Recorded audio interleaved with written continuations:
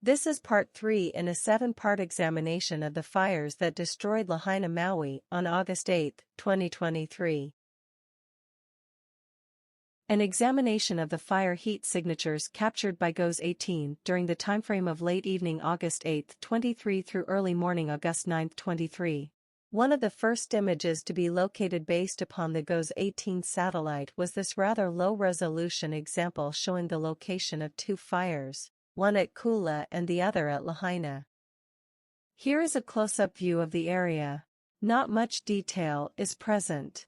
Eventually, another version of the GOES 18 image with better resolution became available. As I viewed this enlarged portion of the image, it struck me as odd that the heat signatures appeared as squares or rectangles. There were even short linear sections. This effect was probably due to how it was captured by the satellite. Still, it was odd. Somewhat later an additional high-resolution crop of another GOES 18 image became available. It showed, in much more detail, the fire signatures and closely matched the first close-in image. Upon a closer inspection of the image, it became apparent that there was some incredible detail present. As is my habit when examining images, I began to search for as much recognizable detail as possible. The area chosen was the small harbor area. Having been around the water for most of my life, it was unbelievable that fiberglass and steel-hulled boats had caught on fire so easily. A closer inspection was in order. So that part of the original higher resolution image was enlarged. The overall character of the heat signatures looked normal. The appropriate colors were there indicating the recorded temperatures that were detected. Red for warm, orange for very warm, yellow for hot, and white for very hot. After staring at the image for some time, its strangeness began to register. I had assumed that the pixel size for the heat signature were the larger squares. But this was not so. There were 2 squares, much smaller, that seemed to sit on top. Many questions began to arise. Was a layering effect being seen here? It certainly appeared to be so. Another tool for interpretation of detail was to toggle back and forth and zoom from small to large and back again. The result was that the entire section over the harbor area appeared as a 3-dimensional object. Were my eyes playing tricks on me? Then it hit me. There appeared to be an overall geometric area present in the heat signatures. In an effort to try to understand further what was happening here, it was necessary to accomplish 2 tasks. One was to examine the original GOES 18 images, and the other was to compare these heat signatures with others captured in other areas. The first task would be a difficult one, due to missing images. Normally, images are captured every 10 minutes or so and routinely archived for use. Not so for the period in question. They are strangely absent. While contemplating why it was so difficult to find these images to compare and verify, I realized what must be the strangest characteristic of the heat signatures of all. Given the situation where multiple structures have been destroyed by fire, one would expect that the heat signature would coincide with the outlines of the structure or property on which it sat. In other words, the grid pattern of the heat signatures should very closely match where the structures were located. These do not seem to satisfy that basic requirement. To provide a better understanding of this observation, an example of both of the heat signatures were rotated so that the basic XY grid work of that part of Lahaina near the harbor was aligned properly, both horizontally and vertically. The angle of the signatures in relationship to most of the buildings, that themselves were not angled to begin with, is clearly apparent. This condition suggests that there are, in fact, multiple layers. One is the destruction on the ground that is the lowermost layer and warm, and the other is the layer over the area, perhaps composed of 3 sublayers of very warm, hot and very hot temperatures. The basic pattern and orientation of each of the layers should match the ground layout, however. They do not. Why? Considering the fact that this particular fire which literally destroyed almost the entire Lahaina area, we should expect that the satellite coverage would be at its normal availability and quality. It is neither. As an example, on September 13, 2022, an event known as the Mosquito Fire occurred in the western part of the U.S. It was captured by one of the GOES sats, and this is the product that was produced. It clearly shows the development, over time, of the fire. Imagine for a moment if the missing images over Lahaina were assembled in such a manner. One wonders what they would show during that period. In comparison, and I must say pathetically, the following products have so far been the only media available over Lahaina during the 8th. The comparison of quality and detail between this and the previous product speaks for itself. These examples do, however, prove that real images exist between the hours of 2:31 p.m. to 6:01 p.m. August 8. The first is from GOES West 18, ABI CONUS. The second is from GOES 16 Geo Color and Fire Temperature. Another observation that struck me was the difference in the fires at Lahaina and Kula. It became clear that the grass fires produced a white or gray smoke both at Kula and Lahaina. Lahaina seemed to be the one that produced such black smoke. When first observed, it immediately reminded me of some sort of petroleum-based fire. The question constantly haunted me.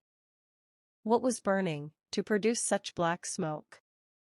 As for the fires at ground level, the strangeness continues. Having been on this planet for more years than I want to admit, my lifelong observation with the normal concept of combustion has given me no experience to understand recent fires such as these, and the effect they have on structures and their contents. There is usually something left at the conclusion. Not so with the fires at Lahaina. For the most part, unless it is metallic or concrete in origin, what remains is simply a pile of ash. Anything that burns is reduced to its most elemental form, nothingness. Unfortunately, this includes both people and animals.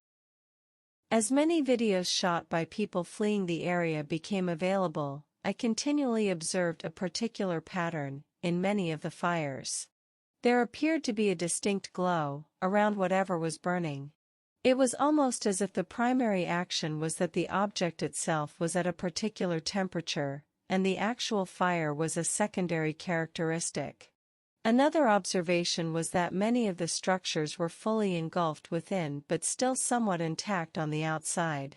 It was interesting to see how various types of structures, cars, parts of the infrastructure and trees responded to these fires. In more than one image, cars were engulfed and reduced to nothing but whatever metal was used in their manufacture. Tires, except for the steel belts within, were consumed. Aluminum wheels and engine blocks melted into puddles, causing that hot liquid to snake away on the ground from what remained of the vehicle. The interior of trees was ignited and that fire also spread to its root system. The result was a dead hollowed-out shell. In some areas, the roots were still burning underground and had to be continually doused with water. We could continue to list items that are odd or difficult to ascribe to the effect of a normal fire, but many additional items will be covered later, when we examine the types of damage incurred with this event. There are, however, two situations that I wish to address at this point. Both have to do with reports or statements about explosions. One class of reports concerns LP tanks exploding, and the other with cars also exploding, neither of which can be completely accurate. First, LP tanks are designed with a safety device valve that protects them from actually detonating. They are of the pressure relief design, and react when the temperature and pressure inside the tank reach a certain level. This is not saying that, on occasion, tanks exposed to tremendous heat will not react. They will, as is indicated in the video. However, most of the time it's the vented gas that ignites and burns itself out. My observation relative to this statement is that there were many scorched LP tanks in the rubble and were one of the first items segregated and removed from the debris by the EPA teams. Secondly, none of the countless cars that caught fire and were destroyed exploded. This video shows an exploding car and the aftermath of that explosion. None of the cars photographed to date even remotely resemble this condition. Trucks were burned to a crisp, with externally mounted fuel tanks intact. The final observation for the destroyed vehicles is that all of them exhibit the same or similar condition. How is that possible, in a random, natural fire? Aside from the smaller brush fire, which occurred earlier in the morning of the 8th, which seemed to have rejuvenated itself, the main event may have been initiated between 2 to 2:30 as stated in this observation. Remnants of its beginning seem to have been present along a straight line, captured at 3:19, almost an hour later. I was exhausted, and when I woke back up at like 2:30 or so, I smelled smoke again, and I went outside into the front of my house, which faces up the hill, up Lahaina Luna. My house was directly on Lahaina Luna just before the bypass interchange, facing Maka. And so I smell the smoke, and I look out there and I see the fire is back up there again where it started before. So my hunch is the original one didn't get put out all the way. I don't think it was a down power line because the power had been out at 5 o'clock in the morning. So that little bitty fire that was at 8 o'clock or whatever it was like that would have been way bigger if it had been burning and had started from a down power line before 5 o'clock when the power went out. So it doesn't make sense about the power line being down. And my house was one of the first 3 to burn. And I'm telling you that I was standing in my yard and I got hit in the face with a massive wall of black smoke. It just came over the ridge behind my house super fast, burning embers, stones, dust, dirt, gravel, sticks, leaves, stuff that was on fire. High speed, ultra high speed, and incredible heat. Incredible. Like, I can't believe that much heat was coming from what I thought was a relatively young fire.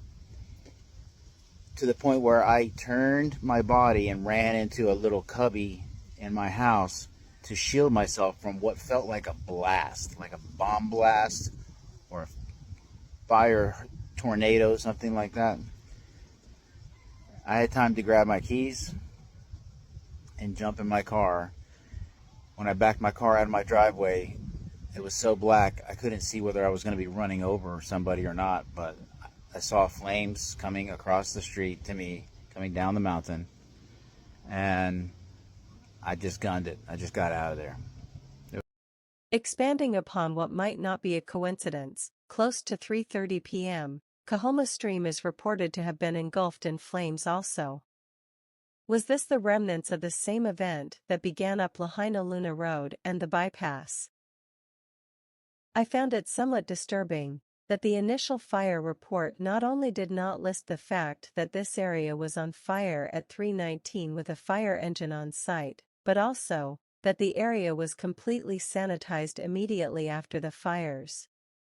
This effort removed any evidence of fire on that particular site. This view from a helicopter in the area on the 10th shows it like the commercial says, "Surpro, like it never happened." It is interesting to note, however, that even the graphic used by the fire chief in his presentation shows a straight line of fires, beginning at the interchange and ending at the multi-level hotel that was destroyed at the Emerald Plaza area. There is also the GOSAT heat signature map released after the fact that may indicate a similar pattern. Previously, we established the absence of clear imagery during the period from about 2 p.m. onward on the 8th. Fortunately, another source has come to my attention that was part of a presentation by personnel from the GOES project itself. Originally part of 4 panels covering various characteristics of the fire, such as heat signatures, fire power, and so on, based upon which sensor bands were being utilized, this video shows the ongoing development of the fires, from 3 p.m. to 11 p.m. on August 8, 23. It includes both Lahaina and Kula fires. The video indicates Wednesday the 9th, from midnight to 9 a.m., but it is based upon Zulu time. This means it must be adjusted to local time by subtracting 10 hours. Part of a report that has just been released by the Attorney General, and supposedly based upon all the data that was collected about this disaster, this graphic shows what the established message is now, concerning migration of the fires. There is even an animation that was released to help individuals understand how the fires developed, and how they tracked from one point to another. Since there appear to be some omissions within the data set used to create this animation, it would be interesting to compare it to an actual satellite image sequence, which should be more accurate. Fortunately, we have such a sequence. This data is composed of individual images, captured every 5 minutes, as is the norm, and assembled in a continuous sequence. It is designed to compare the fire temperature on the left and fire power on the right, at any given 5-minute interval and approximate location. It is not synchronized as of yet, but could be.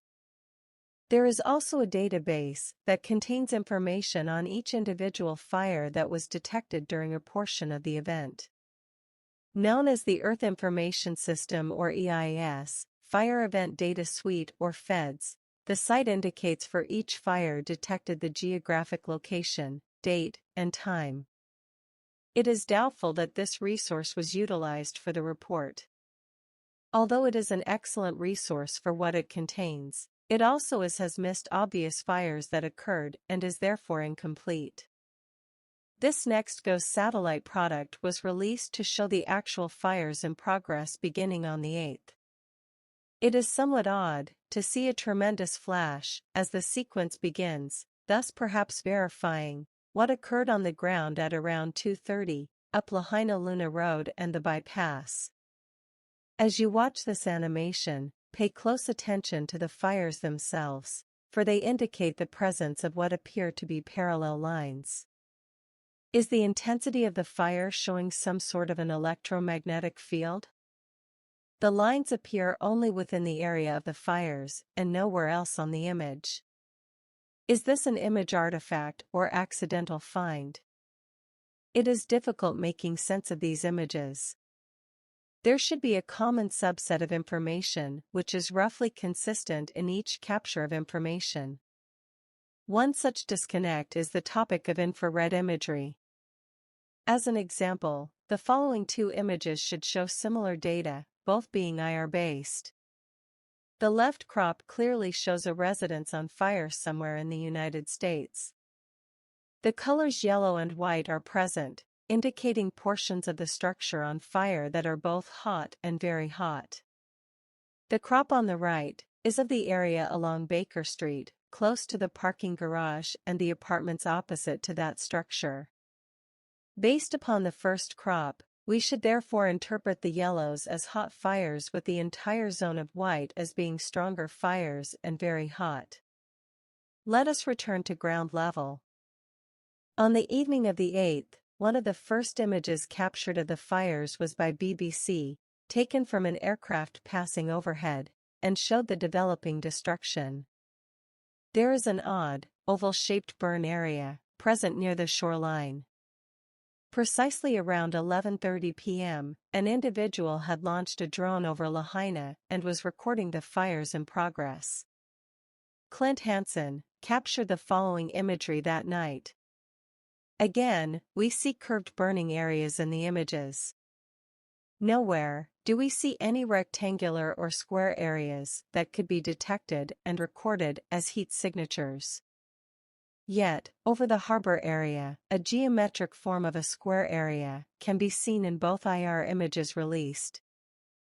So, we must return to what images we have on the ground that show the actual fires.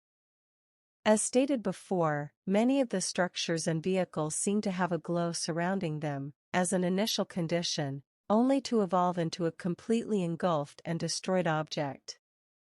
With vehicles, and in many cases, one of the first objects to ignite are the tires, probably because of the steel-belted cords, woven into the rubber casing itself.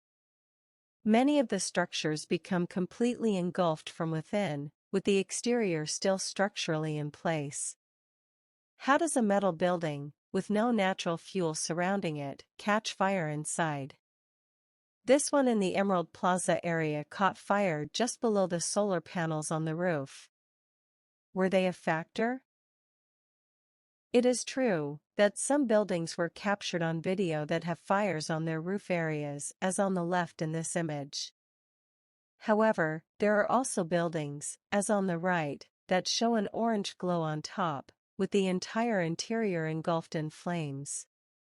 What remains of the building later shows that the roof is undamaged and the major fire was from within. The fire has made its presence known as burn marks at the tops of multiple windows.